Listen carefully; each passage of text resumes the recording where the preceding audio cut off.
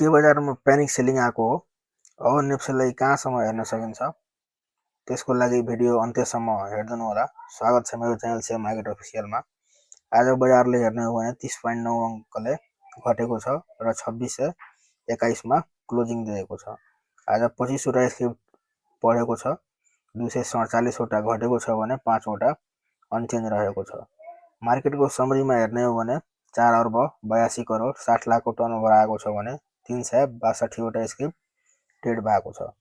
आजको टप गेनरमा हेर्नुहुन्छ भने CIZBD 90, NMBD 8788, PVLD 84, SNORL, KSY, NCCD 86, HLICF, NICSF, NMBD 2085, NICBF रहेको छ। आजको टप लुजरमा हेर्नुहुन्छ भने CORBL, ULBSL, SGHL, SMB, NIBD 90, KAHL, बुङ्गल, प्योर, NABBC र YMHL रहेको छ। आजको टप टर्नओभरमा हेर्नुहुन्छ भने KBLD 89, NCCD 86, SBD 87, AKGCL, CIZBD 90, GBILD 84, 85, NRN, MBLD 2085, KBLD 86 र SGSL रहेको छ। आजको टप भल्युममा हेर्नुहुन्छ भने KBLD 89, AKGCL, NCCD 86, KDBY, SBD 87, CT, SGHL, PRSF, RIDI र KAHL रहेको छ भने आजको टप ट्रान्जेक्सनमा हेर्नुहुन्छ भने SGHL, KAHL, SNORL, TPKHL, YMHL, SOPL, SOHL, AKGCL, PCIL र CT रहेको छ। अब जाम हामी नेप्सेको अपडेटमा। ब्रोकर फ्लोर सिट एकचोटि पहिला हेरौँ अनि त्यसपछि नेप्सेको अपडेट हेरौँला।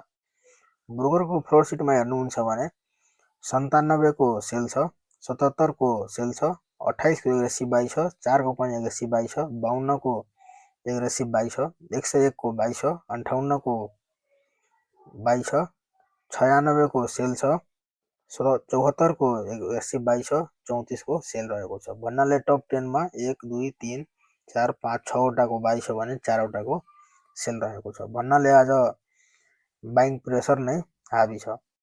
यसले हामी यही बुझ्न सकिन्छ कि आज बाई साइड बेसी रहेको छ।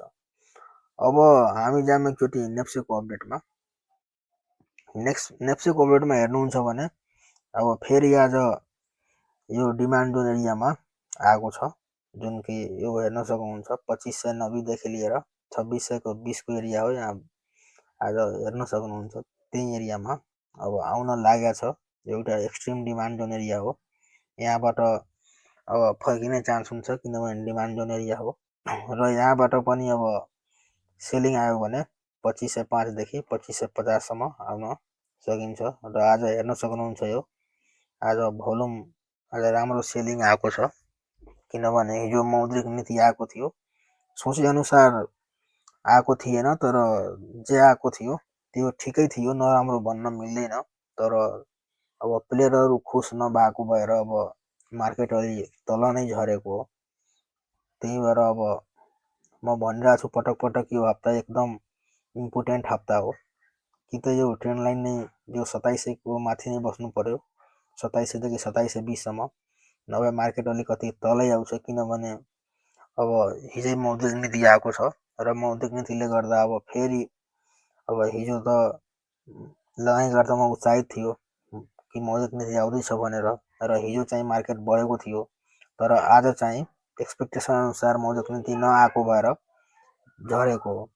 त्यही भएर अब नेप्सेमा सरसरी हेर्ने हो भने अब यही डिमान्ड जोन हो, बिस्तारै बिस्तारै यही एरियामा बाई गर्ने हो। तर यहाँबाट अब तल आयो भने एकचोटि फेरि अब 2500 देखि 2550 को एरिया रिटेस्ट गर्न आउन सक्ने चान्स एकदम हाई हुन्छ। तर अब यो एरिया भन्नाले अब बाई गर्ने एरिया नै हो।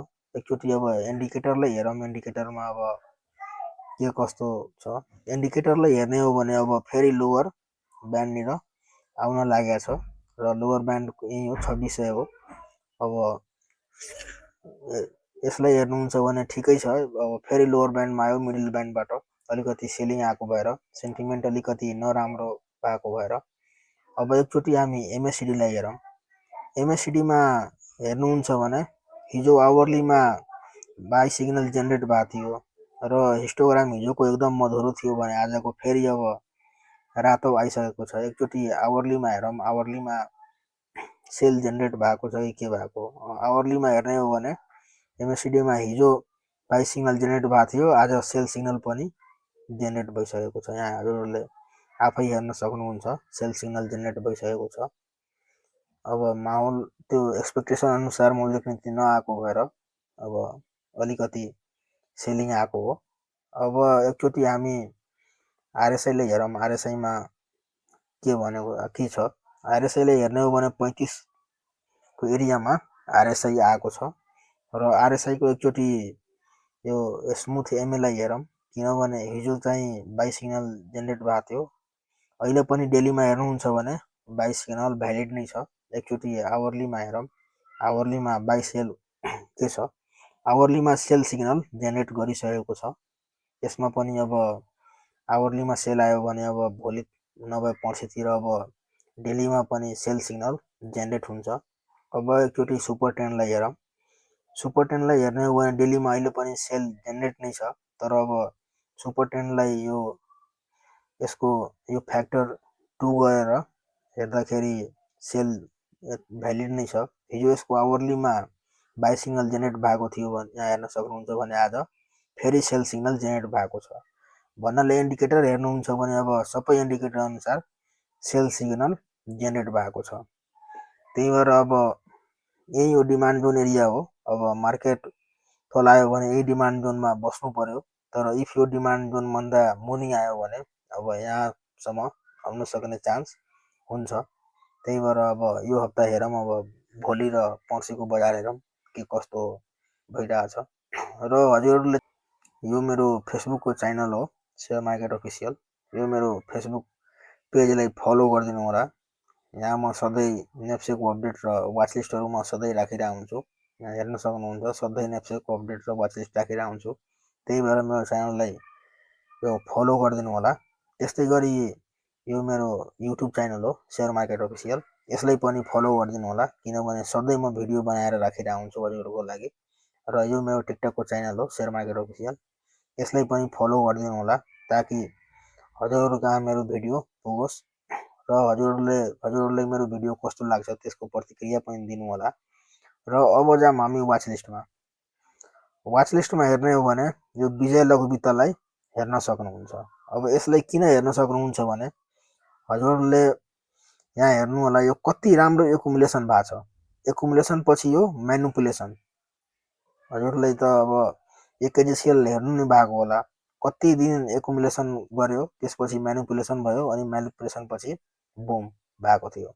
त्यस्तै अब यो भिएलबिएसमा पनि हेर्न सकिन्छ, यहाँ एकदम धेरै दिन एकुमुलेसन भएको छ र अब म्यानुपुलेसन भइरहेछ। हो यहीँ बाई गर्ने एरिया यहीँ हो, यहीँ बाई गर्न सकिन्छ। यो 670 मुनि बिस्तारै बिस्तारै बाई गर्दा केही फरक पर्दैन र यसको टार्गेट पनि एकदम मिठो छ। यहाँ हेर्न सक्नुहुन्छ 70%, अलिकति लङ टर्म जानुभयो भने 70% हुन जान्छ प्रफिट। यहाँ हेर्न सक्नुहुन्छ पहिलो टार्गेट हाम्रो यहीँ हो 865 भने, दोस्रो टार्गेट 985 र तेस्रो टार्गेट चाहिँ 1150सम्म हेर्न सकिन्छ। र यसको सेटअप पनि एकदम राम्रो छ। यहाँ हेर्न सक्नुहुन्छ एकदम यो एक्सट्रिम डिमान्ड जोनमा आएको छ। त्यही भएर अब यहाँ म्यानुपुलेसन, यो तल म्यानुपुलेसन यहाँ हेरिराख्नु भएको छ। यो पहिला एकुमुलेसन, त्यसपछि यो म्यानुपुलेसन र अब चाहिँ यो मार्कअप भएपछि अब जानै हो, माथि नै हो। त्यही भएर अब बिस्तारै बिस्तारै बाई गर्दा केही फरक पर्दैन। र हजुरहरूले यसलाई एजुकेसन पर्पसको लागि लिनु होला, यो कुनै बाई सेल रिकमेन्डेसन होइन। हजुरहरूले आफै बुझेर पुर्याएर बाई सेल गर्न सक्नुहुन्छ।